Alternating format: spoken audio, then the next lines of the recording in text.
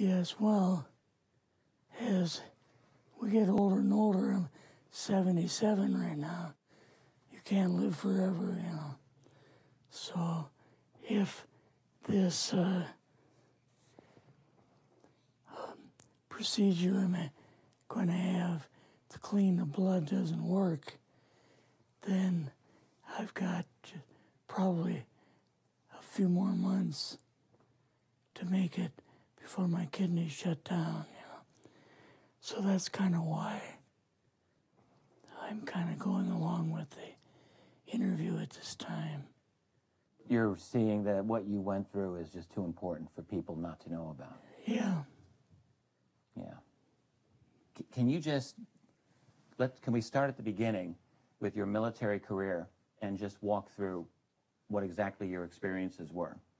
Was drafted into the military and got into the U.S. Army.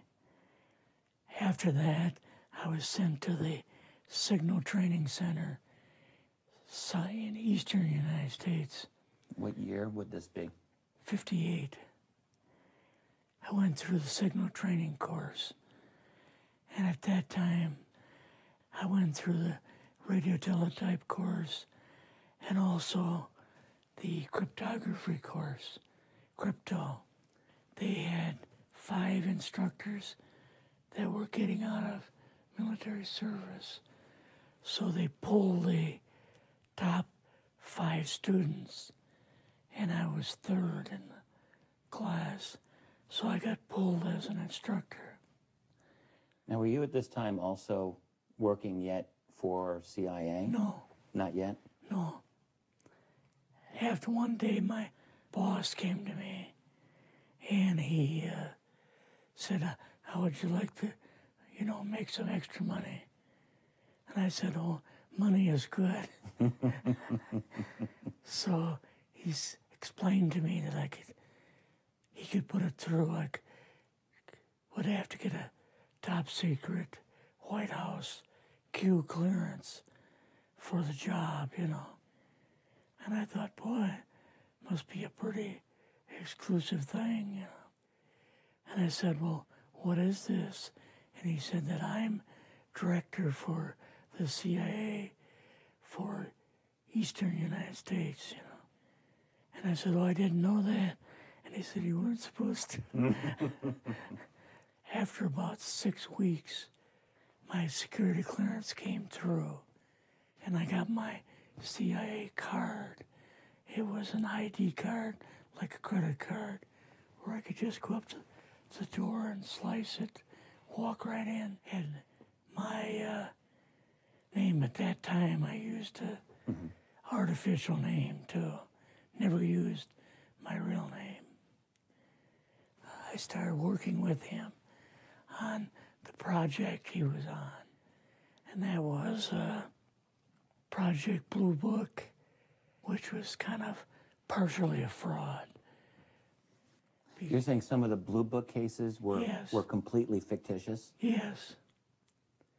But the cases that we got came from, I think it was Fort Belvoir, Maryland. Mm-hmm. Fort Belvoir? Yeah. And it didn't come from the Pentagon, or it didn't come from CIA headquarters. But we would get reports about a certain sighting that they had in Mexico or Italy or something like that. And then we had people that would follow through on it, that would go out and interview the people to see if they were nutcases or if it was real, So they'd be going overseas frequently? Yeah, I wasn't, but I always stayed statewide. But the people we had working with us from the CIA would do that. We would get like a new report probably a couple times a week.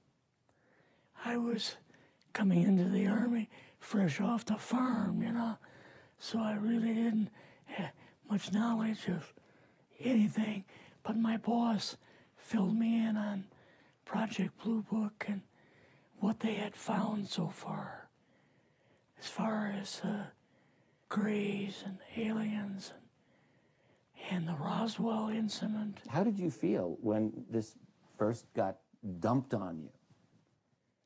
When you first learned about this? I was just kind of overwhelmed with all of this, you know.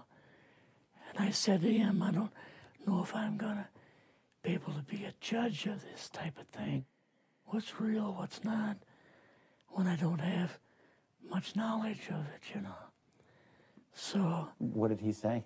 He said, well, we have to build the information as we go, and you'll see how this thing is working out. And then the other thing is, of course, you really weren't able to tell family or close friends, obviously. No, I couldn't tell anybody. In fact, I had to take a vow that I wouldn't tell anybody. A lot of it for 40 years, and more of it for 50 years, which is up in 2010. You're doing all this crypto work. You're looking at images, photographs, video. It's 1958, maybe the fall of 58. What happened after this? At that time, the Project Blue Book thing kind of went pot, you know. If you remember, back in those days, they kind of declared it as a nothing, you know. Mm-hmm. Right.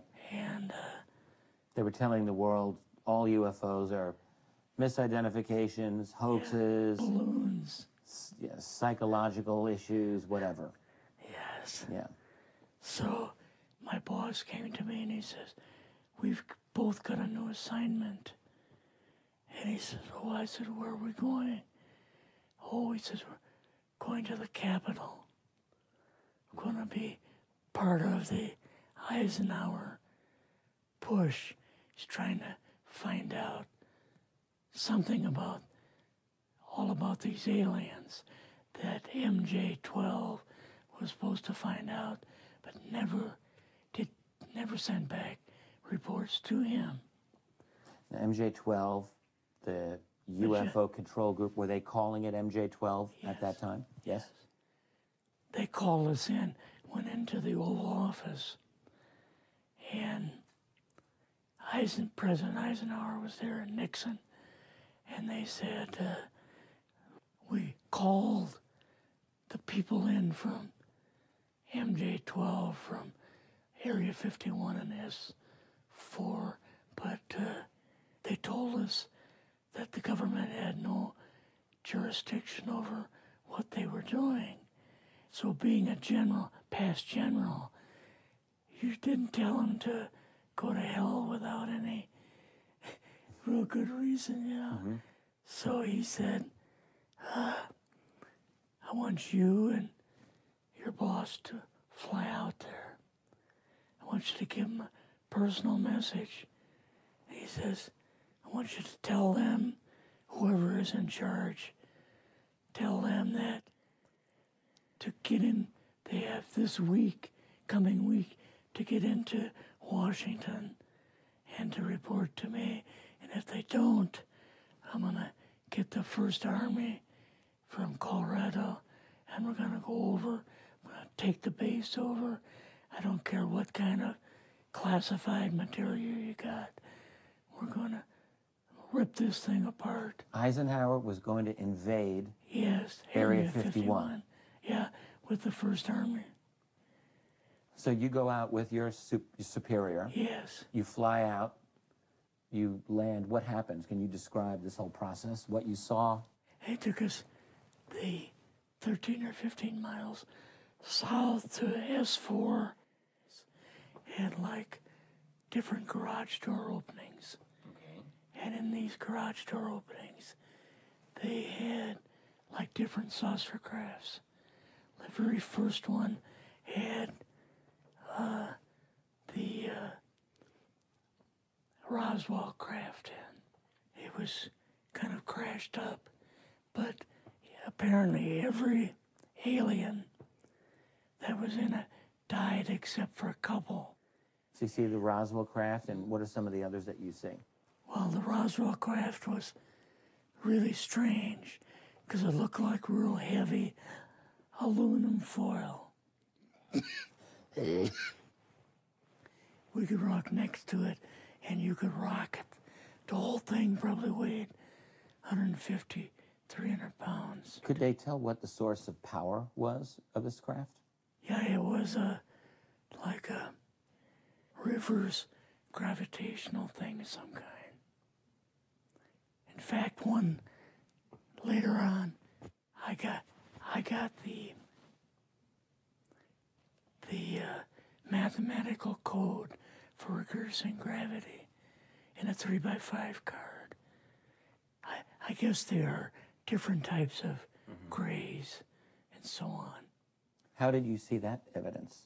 Well, at the later on at S4, we viewed the autopsy film, and then the colonel said, "What we've got in here is we're interviewing a gray alien."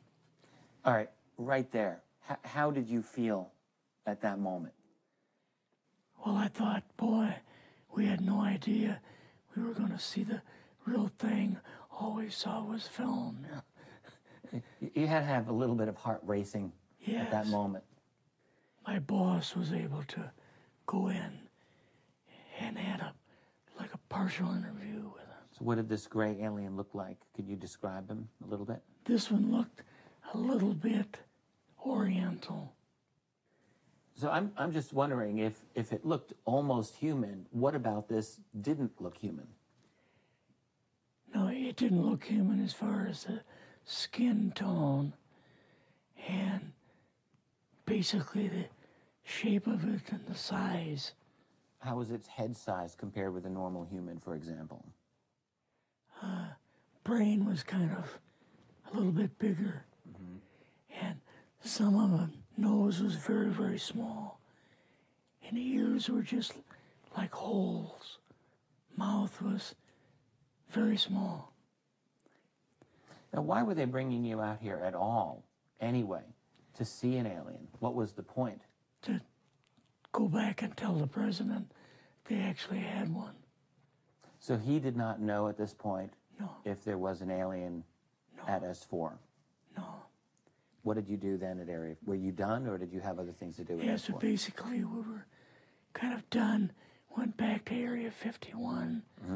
They took us into the main building, and there we saw a U-2, which of course we didn't know existed. And a model of the SR-71. Yeah, the Blackbird. So, but like I mentioned earlier, it was not a model of the current Blackbird, It's an earlier version. but an early version. Did you go directly to Washington after this? Yes. Or did you go somewhere else? How did they get, did you fly regular airline or? We flew back to the commuter plane back to the air base, and then took President Eisenhower's Lockheed Electra back to Washington. You and your supervisor, Yeah. superior officer, and now you're meeting with the president? Yes. Can you describe this? Well, we met with him in, the second story of the old OSS warehouse building. And Eisenhower and Nixon were there, and also Hoover was there. So he asked us what was going on, and we told him about the alien, the whole situation, and the black projects and so on. And he was just totally shocked. He appeared for the first time to be worried. You know, like he was worried. I would think that Eisenhower would, I mean, he certainly knew that flying saucers were real. Yes. He knew that there were aliens. So I guess I'm just wondering, what would he have been, really surprised about? Surprised about the black programs. Eisenhower said, got to keep this thing completely secret. You know, can't talk about this. Your actual name is, I mean, the name you grew up with, that was a different name than what you Yes. had in the... I never used it in the CIA at all. Now, what about today? You're going on the public record, and this is still sensitive information, even though earlier you talked about, you know, security oaths that maybe expire after a certain period of 50 time, years. but you're still concerned. Linda Moldenhau's phone call, her phone was tapped, and they got my phone number, and through the telephone company, they were able to find me, and so on. When they found you, what happened? I was going to a grocery store.